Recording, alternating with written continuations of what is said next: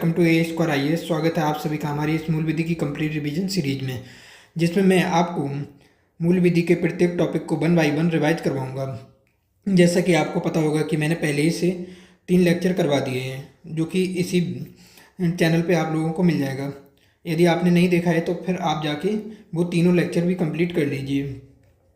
और यदि आपने अभी तक चैनल सब्सक्राइब नहीं किया है तो चैनल सब्सक्राइब कर लीजिए, जिससे कि मेरी आने वाली हर एक वीडियो आप तक सही समय तक पहुंचती रहे। तो अब अपना टॉपिक आज का स्टार्ट करते हैं। आज हमारा जो टॉपिक रहने वाला है वो है चाइल्ड मैरिज एक्ट, जिसका अगर जो तुम कंप्लीट नाम देखोगे तो फिर वो है क्या, prohibition of child marriage act 2006, बाल विवाह प्रतिषेध अधिनियम 2006। चाइल्ड मैरिज क्या होता है? चाइल्ड मैरिज वो है कि जैसे कि किसी भी बच्चे की एज जो है ना वो 18 साल से यदि कम है और उसकी शादी की जा रही है तो उसी को हम चाइल्ड मैरिज कहते हैं। ठीक, यदि आप एंशियंट टाइम से देखोगे तो एंशियंट टाइम से हमारे समाज में ये चाइल्ड मैरिज जैसी जो प्रथा है वो होती हुई चली आ रही है ना। तो देखोगे ये कैसा है, एक बैड ये प्रैक्टिस है सोसाइटी में, और ये नेगेटिव इम्पैक्ट भी डालता है सोसाइटी पर, ठीक है ना। इसमें अगर जो देखोगे चाइल्ड मैरिज में अगर जो देखोगे तो उसकी अप्रोप्रिएट मेच्योरिटी नहीं होती है। चाइल्ड जो होता है ना उसका अप्रोप्रिएट मेच्योरिटी नहीं होता है। अब इसमें देखोगे क्या, फिजिकल वो अनफिट होगा और मेंटली अनअप्रोप्रिएट, मतलब मानसिक कमी होगी और शारीरिक कमी होगी, है ना। तो वो चाइल्ड यहाँ पे जो है ना उसकी अगर जो तुम शादी करवा रहे हो ना तो उसको चाइल्ड मैरिज बोलते हैं। तो समझ में आ गया ना। इसमें क्या रहेगा कि जो एज है, एज 18 साल से यदि कम है, ठीक, लड़की की, और जो लड़का की जो एज है वो 21 साल से कम है, तो ये दोनों क्या चाइल्ड मैरिज में कंसीडर किए जाएंगे, ठीक है ना। इसका ऑब्जेक्टिव क्या था चाइल्ड मैरिज को लाने का? जो मतलब ये मैरिज जो होती थी ना, मैरिज करने का ऑब्जेक्टिव क्या रहता है सोसाइटी में, ताकि सोशल स्टेबिलिटी बन सके और परिवार फॉर्मेशन हो, ठीक, मतलब वंश बढ़ सके, है ना। और मानवता को बढ़ाने के लिए शादी वगैरह होती थी, और इकोनॉमिक कोऑपरेशन, सोसाइटी में इकोनॉमिक कोऑपरेशन वगैरह बन जाए तो उसके लिए शादी वगैरह होती थी, है ना। अब नेक्स्ट अगर जो हम देखेंगे तो चाइल्ड मैरिज ये जो है ना इसको बंद करने के लिए बहुत सारे स्टेप लिए गए।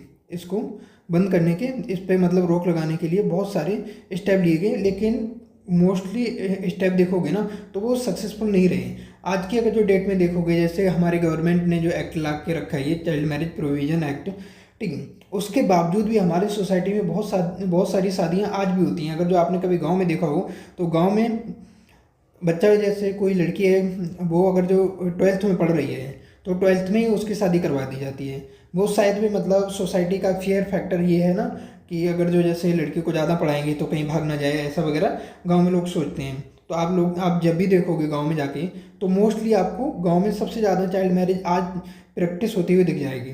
भाई अगर जो शहरों में बात करोगे तो शहरों में काफ़ी हद तक ये कम हो गई, बट शहरों में भी कहीं ना कहीं काफ़ी है अभी, है ना। तो अब इसमें देखोगे मैक्सिमम एफर्ट जो डाला गया, मैक्सिमम एफर्ट किन्होंने, विलियम बेंटिक ने किया, है ना, जो गवर्नर जनरल ऑफ इंडिया भी थे। तो इन्होंने सती प्रथा पे तो रोक लगा दी थी, बट बाल विवाह में ये असफल रहे। इनकी जो हेल्प की थी, ठीक है, तो वो किसने, राजा राजा राम मोहन राय ने किया था, और इनको जो राजा का टाइटल जो दिया था ना वो अकबर सेकंड ने दिया था, है ना। नेक्स्ट देखते हैं, फर्स्ट सक्सेसफुल एफर्ट जो रहा था वो कौन रहा, चाइल्ड मैरिज रिस्ट्रेंट एक्ट 1929, जिसको हम शारदा एक्ट के नाम से भी जानते हैं, जिसमें गर्ल की जो एज वो 14 साल की गई थी और जो बॉय की एज जो रही गई मैरिज की वो 18 साल की गई थी। फिर इसको बाद में रिफॉर्म करके 1978 में गर्ल की एज जो थी ना, सॉरी ये थोड़ा मिसमैच हो गया इसमें, तो एक सेकंड रुकना। तो गर्ल की एज जो थी वो 18 साल कर दी थी, 18 ईयर्स, और बॉय की एज जो थी ना वो 21 ईयर्स कर दी गई थी, ठीक है। फिर आगे देखोगे, अब अपने एक्ट पे आ जाते हैं। जो हमारा जो एक्ट ये जो लाया गया ना, prohibition of marriage, prohibition of child act 2006, ये क्यों लाया गया? जो शारदा एक्ट था ना उसमें जो सजा थी, सजा कठोर नहीं थी, तो सजा को कठोर करने के लिए, रिजिड बनाने के लिए ये एक्ट लाया गया था। ये संसद में इसको पारित जब किया गया, संसद से इसको पास किया गया था दिसंबर 2006 में। फिर इसको पास्ट जब ये हो गया था प्रेसिडेंट के साइन के बाद में, ये पास्ट हुआ था कब, 10 जनवरी 2007 को। ये एनफोर्स्ड कब हुआ, इट केम इनटू फोर्स 1 नवंबर 2007, है ना। 1 नवंबर 2007 में ये प्रभाव में आ गया था। फिर देखते हैं इसमें पार्ट की अगर जो बात करोगे तो कोई भी पार्ट नहीं है। सेक्शन इसमें धाराएं अगर जो देखोगे तो वो कितनी, 21 है। अब स्टार्ट करते हैं धाराओं से, है ना। तो पहली धारा हम देखते हैं तो इसमें क्या है, ये शॉर्ट नेम की बात करता है, एक्सपेंशन और कमेंसमेंट। कमेंसमेंट मतलब इसका कब ये आया था, कब ये स्टार्ट हुआ था 1 नवंबर 2007 से। एक्सपेंशन देखोगे तो पूरे भारत में इसका एक्सपेंशन है। इसमें अगर जो तुम देखोगे तो वो भी सिटीजन यहाँ पे इंक्लूड हैं जो फॉरेन में रह रहे हैं, ये लॉ उन पे भी अप्लाई होता है। शॉर्ट नेम इसका क्या है, prohibition of child marriage act 2006। धारा 2 में देखोगे तो इसमें डेफिनेशंस दी गई हैं। तो धारा 2A में देखोगे तो किसकी डेफिनेशन है, चाइल्ड की डेफिनेशन दी गई है। अगर जो लड़का है, लड़का की 21 साल से अगर जो कम एज है तो वो चाइल्ड कहलाएगा, और जो गर्ल है, गर्ल की 18 साल से अगर जो कम एज है तो वो भी चाइल्ड में काउंट की जाएगी। सेक्शन 2B को देखोगे तो ये इसमें किसकी डेफिनेशन दी गई है, चाइल्ड मैरिज की। चाइल्ड मैरिज क्या है, मैरिज टू विच, ठीक है, मतलब means a marriage to which either of the contracting parties is child. मतलब जो जिससे भी शादी हो रही है ना, उनमें से कोई भी बच्चा, जिनकी शादी हो रही है, कोई भी बच्चा कैसा होना चाहिए, जिसकी 18 साल से कम या फिर 21 साल से कम एज होना चाहिए, मतलब माइनर होना चाहिए, है ना। इसी को बोलते हैं चाइल्ड मैरिज। सेक्शन 2C में देखोगे तो कॉन्ट्रैक्टिंग पार्टी की बात करती है, any party related to marriage matter, कोई भी पक्ष जो शादी के मामले से संबंधित हो। सेक्शन 2 में देखोगे तो ये किसकी बात करता है, चाइल्ड मैरिज प्रोहिबिशन ऑफिसर, जो चाइल्ड मैरिज को रोकेगा, ठीक है, तो वो उस ऑफिसर की बात करता है, ये D। सेक्शन 2E देखोगे तो ये बात करता है डिस्ट्रिक्ट कोर्ट की, है ना। डिस्ट्रिक्ट कोर्ट की इसमें डेफिनेशन देखने को मिल जाएगी। तो ये सारी तो हमारी डेफिनेशन होगी, किस किस की डेफिनेशन, जितने भी इम्पोर्टेंट इसमें करेक्टर हैं उन सारी चीज़ों की डेफिनेशन सेक्शन 2 में देखने को आप मिल जाएगी आपको। अब स्टार्ट करते हैं, अब देखते हैं नेक्स्ट सेक्शन। सेक्शन 3 धारा 3 ये बात करता है child marriage to be voidable at the option of the contracting party being a child. अनुबंध करने वाले पक्ष में, ठीक है, किसी एक के बालक होने पर भी बाल विवाह का शून्य होगा। मतलब कोई एक भी बंदा अगर जो, जैसे जब 2 लोगों की जब शादी होती है ना, लड़का लड़की, अगर जो कोई एक भी अगर जो बालक है, कोई एक भी अगर जो माइनर है, तो ये जो शादी है ना वो कैसी हो जाएगी, वॉइड हो जाएगी, मतलब शून्य हो जाएगी, ठीक है। इस प्रकार के जो ऑर्डर इस केस में देखोगे तो ऑर्डर कौन देगा, ऑर्डर दिया जाएगा डिस्ट्रिक्ट जज के द्वारा। वेदर मैरिज, ठीक है, और कब दिया जा सकता है, मैरिज जो शादी हुई है ना वो पहले हुई हो या फिर बाद में हुई हो एक्ट के आने से। ये जो एक्ट है 2006 वाला, उसके आने से पहले या बाद में हुआ हो, ठीक है ना। तो उसमें who can file application, application कौन कौन फाइल कर सकता है, एनी पार्टी, रिलेटेड पर्सन और अदर्स, है ना। पेरेंट भी कर सकते हैं एप्लीकेशन फाइल। देन कब, बिफोर मैरिज, मैरिज से पहले, मैरिज के दौरान, ठीक, और मैरिज के बाद में। बट लेकिन इसमें तुम देखोगे application can be filed 2 years, ठीक, बिफोर बीइंग अडल्ट। मतलब ऐसे समझ लो ना कि अगर जो जैसे तुम्हारी एज 18, अभी सपोज करो कि अभी ना 16 साल की है कोई लड़की, ठीक है, और उसकी 2 साल में 18 साल एज हो जाएगी, तो इस केस में तुम फाइल कर सकते हो, ठीक है ना। सेक्शन 4 में देखोगे तो ये बात करता है, धारा 4 में, provision of maintenance and residence of women related to child marriage. बाल विवाह से संबंधित महिला को भरण पोषण, ठीक, और रहने के लिए अनुतोष और मतलब रहने का स्थान वगैरह देना, है ना। अब इसमें अगर तुम देखोगे जो जैसे जो गर्ल है, गर्ल की एज अगर जो 18 साल से कम है और उसकी मैरिज हो गई हो, ठीक है, यदि न्यायालय विवाह ख़त्म करे या फिर रोक लगा दे, जो विवाह हुआ है, ठीक है, विवाह को ख़त्म कर दे या फिर विवाह पे रोक लगा दे, तो फिर जो मेंटेनेंस जो भरता रहेगा, ठीक है, वो हस्बैंड देगा यदि वो अडल्ट होगा तो। इफ़ अगर जो वो अडल्ट नहीं, अगर जो माइनर है, तो इस केस में क्या होगा, उसके पेरेंट देंगे, ठीक है ना। सेक्शन 5 देखते हैं। सेक्शन 5 जो है ना, धारा 5 है, ये बात करता है custody and maintenance of the children of child marriage, ठीक है ना। जो चाइल्ड मैरिज जिनकी हुई है ना, उनसे जो बच्चा उत्पन्न हुआ उसकी कस्टडी किसके पास में रहेगी। इसमें मोस्टली प्रेफरेंस दी जाती है मदर को, ठीक है। अब इसमें अगर जो मेल देखोगे तो मेल का काम क्या है, मेल मेंटेनेंस देगा, ठीक है, यदि वो है अडल्ट होगा तो, ठीक है। अगर जो नहीं अडल्ट है तो फिर मेल के जो माता पिता है ना वो देंगे, ठीक है ना। नेक्स्ट सेक्शन देखते हैं, section 6 which talk about legitimacy of children born of the child marriage, ठीक।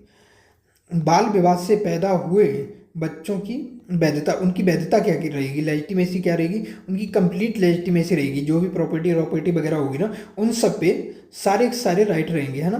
तो उनको पूरे सारे राइट मिलेंगे, ही और सी विल गेट ऑल राइट्स, ठीक है ना।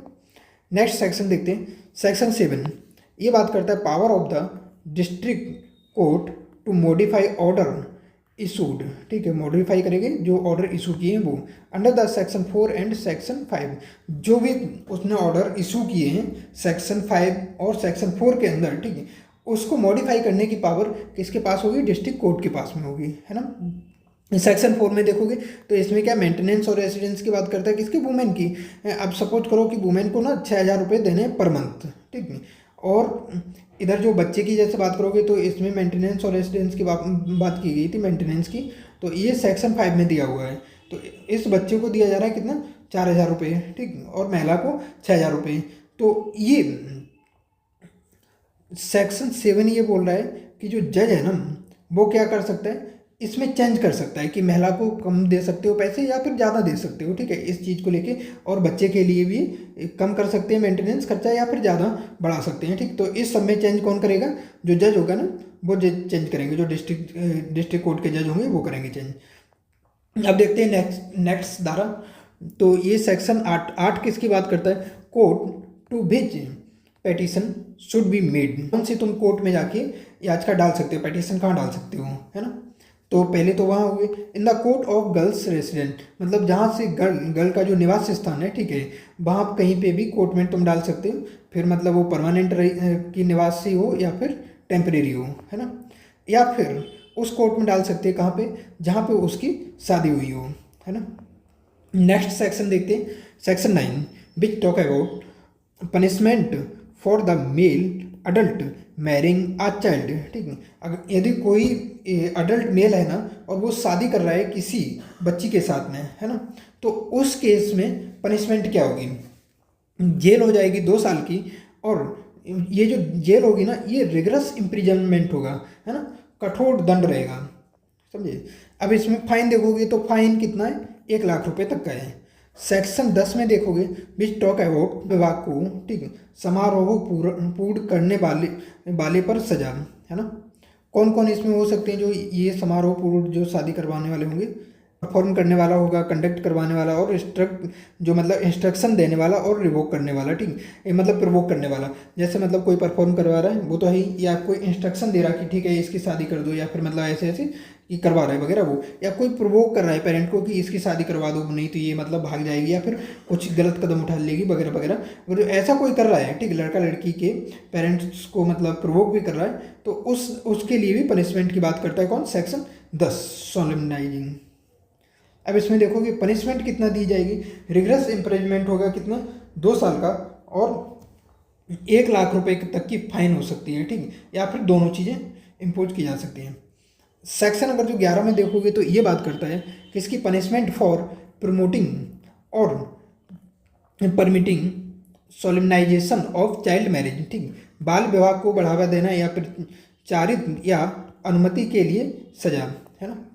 Who can be in this case, इस केस में कौन कौन हो सकता है, पेरेंट हो सकते हैं, ठीक है, जो मतलब इसको बढ़ावा दे रहे हैं ना पेरेंट हो सकते हैं, प्रोटेक्टर हो सकता है, जो संरक्षक होता है वो, ठीक है, या फिर ऑर्गेनाइजेशन, कोई मतलब ऑर्गेनाइजेशन वगैरह हो सकती है, या फिर यूनियन या कोई संघ हो सकता है ना।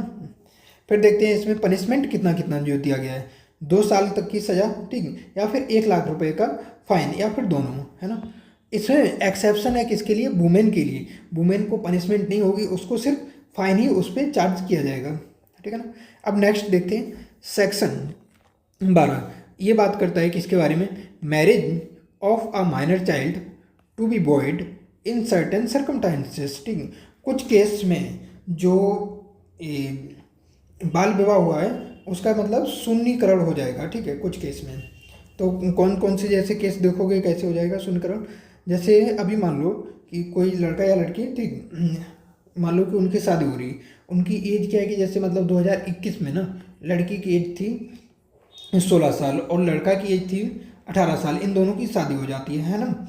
अब क्या कर रहे हैं कि कोई बंदा जाके वो मतलब एप्लीकेशन दे दे रहा है 2026 में जाके, वो तो अब 2026 में जाके वो एप्लीकेशन दे रहा है कि मतलब ऐसे ऐसे इनकी बाल विवाह शादी हुई थी। लेकिन यहाँ तुम एज देखोगे तो एज कितनी इनकी होगी, लड़की की जो एज होगी वो 21 साल और जो लड़के की एज हो गई है वो कितनी 23 साल हो गई है, ठीक है। तो इस केस में, तो इसमें क्या देखो, विधिपूर्ण संरक्षण में, ठीक है, कब विधिपूर्ण संरक्षण में लेकर, ठीक है, बहला फुसलाकर विवाह वगैरह किया गया हो तब है, और बाल बलपूर्वक किया गया विवाह और क्रय विक्रय करके अगर जो शादी वगैरह की गई है, ठीक है, वो जो शादी है वो कैसी हो गई, मतलब शून्यकरण हो जाएगी, ठीक है ना, मतलब वॉइड हो जाएगी, ठीक है ना शादी।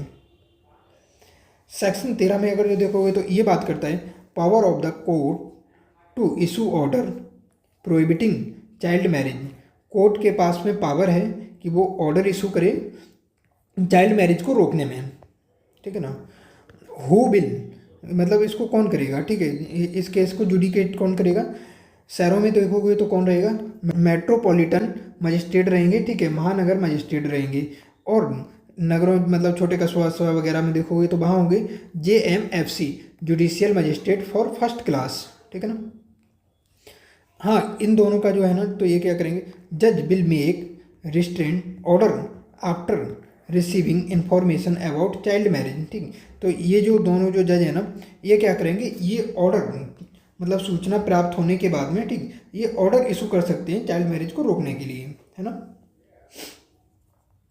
On the violation of order, ये जो आदेश दिया है इसके अगर जो अवहेलना हो रही है, ठीक, तो इसके लिए पनिशमेंट दी जाएगी कितने, 2 साल तक की और 1 लाख रुपए का फाइन, है ना। और इसमें अगर जो फीमेल की बात करोगे तो उनको पनिशमेंट नहीं मिल सकता है जेल का, और फाइन इन पे हो सकता है, ठीक है ना। अब देखते हैं नेक्स्ट सेक्शन, सेक्शन 14। ये बात करता है चाइल्ड मैरिज, ठीक, ये क्या बोलता है, चाइल्ड मैरिज इन कॉन्ट्रवेंशन, ठीक, of injunction order to be void. न्यायालय द्वारा आदेश जारी के बाद हुआ विवाह शून्य होगा, ठीक है ना। जब न्यायालय ने अगर जो ऑर्डर कर दिया, ठीक, उसके बाद में अगर जो तुमने शादी किया तो वो कैसे शून्य रहेगा, वॉइड रहेगा, है ना, मतलब वैलिड नहीं मानते हैं उसको। तो सेक्शन 15, ठीक है, तो सेक्शन 15 ये बात करता है offences to be cognizable and non bailable. जो ऑफेंस होंगे, ठीक है, जो भी कृत होंगे ऐसे रहेंगे, कॉग्निजेबल रहेंगे, ठीक, मतलब संज्ञेय अपराध होंगे, और नॉन बेलेबल रहेंगे, मतलब गैर जमानती रहेंगे। सेक्शन 16 में अगर जो देखोगे तो ये बात करता है चाइल्ड मैरिज प्रोहिबिशन ऑफिसर की बात में कर रहा है, ठीक है। तो चाइल्ड मैरिज जो प्रोहिबिशन ऑफिसर जो है ना, ठीक है, प्रतिषेध अधिकारी जो होगा वो अपॉइंट किया जाएगा किसके द्वारा, स्टेट गवर्नमेंट के द्वारा, ठीक। और इसकी जो ड्यूटी होंगी वो क्या होंगी, प्रिवेंट करेगा चाइल्ड मैरिज को, ठीक, कलेक्ट करेगा एविडेंस को, ताकि इफेक्टिव प्रोसिक्यूशन हो सके, जो मतलब कार्रवाई हो वो अच्छे से हो सके। फिर ये एडवाइस देगा दोनों पार्टी को, इंडिविजुअल, ठीक है। और क्या करेगा, क्रिएट करेगा अवेयरनेस, ठीक है, किसमें, सोसाइटी में, फॉर द इविल प्रैक्टिस। जो मतलब ये इविल प्रैक्टिस है, मतलब ये जो बाल विवाह है ना, ये कैसी, ये इविल प्रैक्टिस है, ठीक है, इसके बारे में लोगों को अवेयर करेगा। और क्या करेगा, सेंसिटाइज करेगा कम्युनिटी को on issue of child marriage, ठीक। चाइल्ड मैरिज की जो इशू हैं, ठीक है, जो समस्याएं हैं उन पे लोगों को सेंसिटाइज करेगा, ठीक। फिर देखते हैं सेक्शन 17। जो सेक्शन 17 है ये बात करता है child marriage prohibition officer to be public servant. जो प्रोहिबिशन ऑफिसर जो होगा वो कौन होगा, पब्लिक सर्वेंट रहेगा, ठीक है ना। सेक्शन 18 अगर जो बात देखोगे तो ये बात करता है protection of action taken in good faith by the government officer, है ना, सरकारी कर्मचारी द्वारा सद्भावना पूर्वक कार्यों पर कार्रवाई नहीं होगी, ठीक है ना। फिर देखते हैं सेक्शन 19, ठीक है, सेक्शन 19 ये क्या बात करता है, power of state government to make rules, कानून बनाने की शक्ति राज्य सरकार के पास में होगी, ठीक है ना।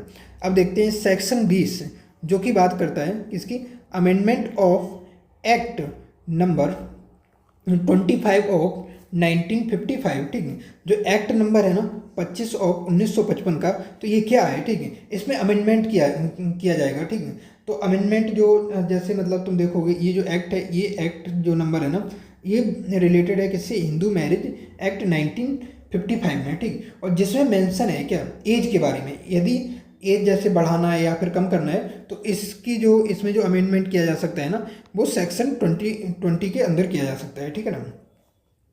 अब देखते हैं सेक्शन 21, ये रिपील और सेविंग की बात करता है। रिपील किसको किया गया, ठीक, पीछे जैसे हम लोगों ने देखा कि ब्रिटिश काल में, ब्रिटिश पीरियड में ये लाया गया था एक एक्ट, ठीक, जिसका नाम क्या है, चाइल्ड मैरिज रेस्ट्रेंट एक्ट 1929, ठीक, तो इसको रिपील किया गया, ठीक है, इसको रिपील करके फिर चाइल्ड मैरिज प्रोविज़न एक्ट लाया गया 2006 है। तो अब ये क्या बोल रहा है, सेविंग क्या करेगा, ठीक, ये किसको बचाएगा, ये बोल रहा है कि ऑल केसेस, जितने भी केस हैं, ठीक है, एंड अदर प्रोसीडिंग पेंडिंग, जो दूसरी मतलब कार्रवाई जो पेंडिंग है या फिर कंटिन्यू है मतलब जो चल रही हैं, अंडर दिस एक्ट, इस एक्ट के तहत, ठीक, shall be continued and dispose, वो मतलब चलती रहेंगी और उनको डिस्पोज किया जाएगा, ठीक है, ख़त्म किया जाएगा नए एक्ट के तहत, है ना। तो इस चीज़ की बात करता है।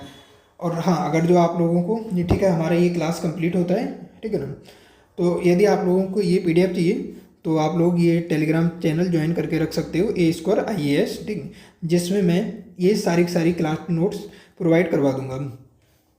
यदि आप लोगों ने चैनल को शेयर नहीं, वो सब्सक्राइब नहीं किया है तो सब्सक्राइब कर लो, और जितना हो सके उतना वीडियो को अपने फ्रेंड सर्कल में शेयर कीजिए, क्योंकि ये वीडियो बनाने में मेरे को बहुत ज़्यादा एफर्ट डालना पड़ता है। 3 से 4 सोर्स को अच्छे से एनालाइज करने के बाद में फिर मैं ये सारी वीडियो बनाता हूँ, जिसमें से आप लोग देखोगे कि जो भी ये डेफिनेशंस वगैरह हैं या फिर जो भी ये तुम देखोगे ना कि सेक्शन इसमें क्या मेंशन है, ये डायरेक्ट मैंने जो गवर्नमेंट डॉक्यूमेंट है वहाँ से मैंने ये सारी चीज़ें उठाई हैं, है ना। और कुछ चीज़ें मैंने इधर उधर और भी 1-2 बुक्स से देखा था, तो वो इसलिए ताकि कुछ भी छूटे नहीं और एग्ज़ाम में आप लोग मैक्सिमम क्वेश्चन को अटेम्प्ट करके आ सकें, ठीक है ना। और यदि आप लोग कोई सजेशन देना चाहो, ठीक है, या आपका जो भी फीडबैक हो, आप लोग ज़रूर, ठीक, कमेंट सेक्शन में मेंशन कीजिए। Thank you for watching this class. मिलते रहेंगे आप लोगों को हम नेक्स्ट बैक टू बैक, ठीक, आगे आने वाली क्लासेस में। Thank you again for watching this class.